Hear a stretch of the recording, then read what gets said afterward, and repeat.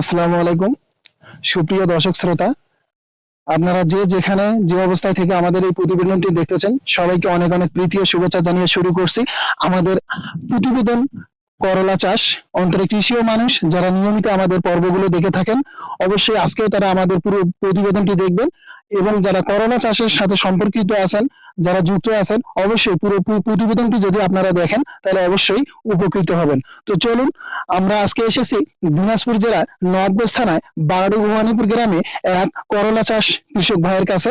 আমি তার মুখ থেকে শুনবো করলা চাষ সে কিভাবে শুরু করছে এবং অন্যান্য ফসল ব্যতীত উনি করলা চাষটা কেন বেছে নিল, এবং উনি কিভাবে পরিচর্যা করে, কিভাবে সার দেয়, কিভাবে ঔষধ, কি কি কীটনাশক ব্যবহার করে, পুরো বিস্তারিত আমরা আজ তার মুখ থেকেই শুনবো। আমাদের পাশে আছেন আমাদের এই করলা চাষের কৃষক। চলুন আমরা তার সঙ্গে গিয়ে কথা বলি, এবং ততক্ষণ পর্যন্ত আপনারা পুরো প্রতিবেদনটি অন্তরে কৃষি ও মানুষ চ্যানেলের পক্ষে থাকবেন এবং পুরো প্রতিবেদনটি আপনারা দেখবেন। আসসালামু আলাইকুম ভাই, কেমন আছেন?